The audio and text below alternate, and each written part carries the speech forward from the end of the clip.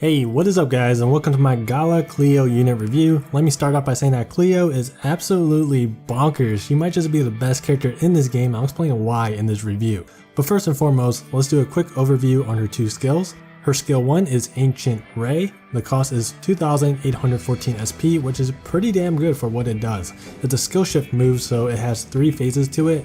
Basically, it deals one hit of 88% and another hit of 265% shower damage to multiple targets. For the first phase, Ancient Ray only targets a total of 3 enemies, phase 2 targets 4, and phase 3 will target 5. If there's only one enemy on the screen, then all the hits will target that one enemy. So for example, if you bring Cleo to Mercurial Gauntlet, then all the missiles will land on the Fafnir.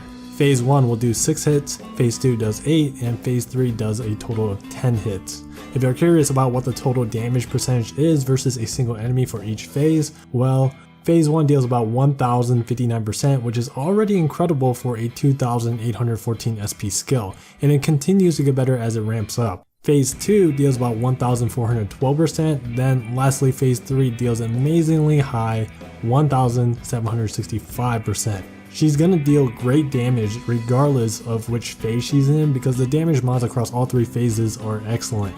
Ancient Ray also gives her some versatility since it's great to use versus not only a single foe but multiple foes as well. It's a skill that's pretty much solid for all situations. Versus a single enemy, it'll deal high amounts of damage to that one target, while for stages that contains a bunch of foes such as challenge battles and Imperial Onslaught, it does a good job at quickly cleaning up multiple targets on the screen. So yeah, amazing damage skill. It has low SP cost, high damage, great for all situations. The animation is quick so it's hard to miss, and Cleo even floats in the air a little bit when it's active, so you can probably use it to dodge some purple attacks with it as well, but I wouldn't try it. Skill 2 is Faith of the Elders, 6000 SP, which is just okay. It's another skill shift attack just like her skill 1. It deals one hit of 460% shower damage, which isn't all that great, but the effects attached to the skill definitely makes up for it.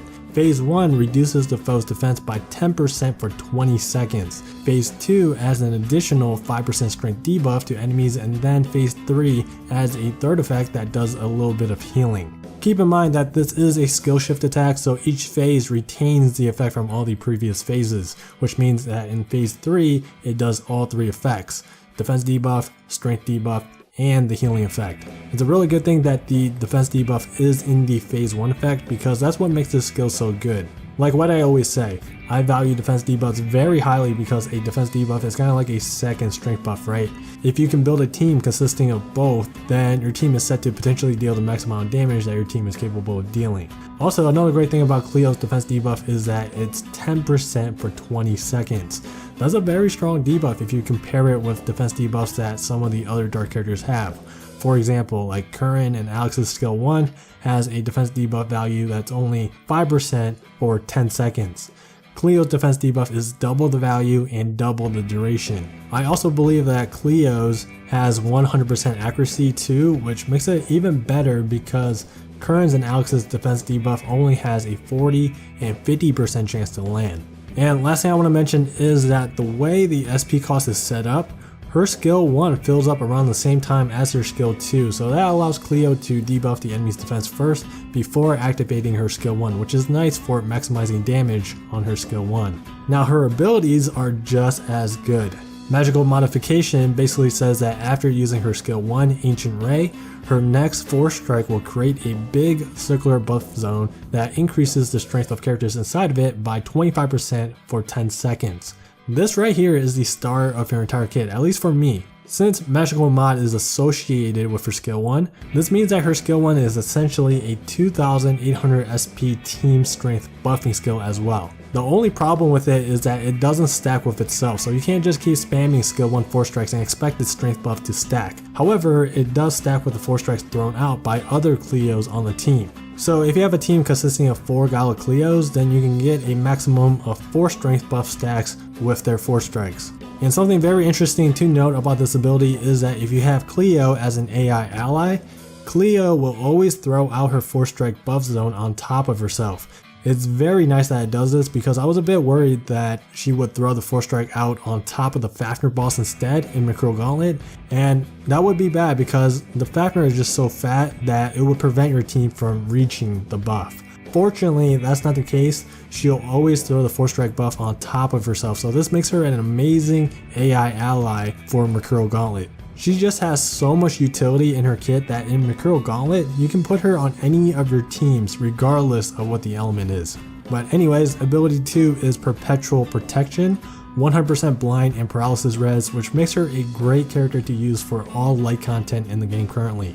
Last but not least, skill prep 100%. You guys already know how good 100% skill prep is. This will allow her to become a great candidate for speed running mode since her skills will be filled from the get-go. It's especially good on her because her 2 skills are skill shift attacks, so this will help ramp up the phases on her 2 skills. So yeah, Gala Cleo is hands down the best character in this game right now. In fact, she actually deals the highest DPS among all the characters right now, and along with that damage, she also brings tons of utility to the table. Her entire kit has everything. It has damage, heals, defense debuff, strength buff, and her co-ability gives skill damage. You can use her as a lead DPS for light content, and you can also use her in content outside of light as an AI ally support. If you are really serious about wanting to clear the high levels of Mercurial Gauntlet, I would definitely recommend summoning for Cleo because having a 50 node wand character is very important for that. And since Cleo can fit in any team regardless of the element because she's just such a great support, you won't have to 50 node multiple wand characters in order to beat all the different elemental Mercurial Gauntlet stages. You can just 50 node Cleo and that'll be your 50 node wand character for all your teams. And if that's not good enough reason to summon for her, well, apparently there's an easy cheese strat for High Jupiter consisting of 4 Gala Cleos on team, so if you want to cheese your way through High Jupiter, then that's another good reason to summon for her too. I can't stress it enough, Gala Cleo is super strong and maybe even considered OP. I highly recommend that you go and summon for her. And that's gonna be it for this video. That's my Gala Cleo review. If you guys summoned on this Gala banner, let me know what you guys got in the comments down below. As always, thanks for watching, take it easy, and I'll see you guys in the next video.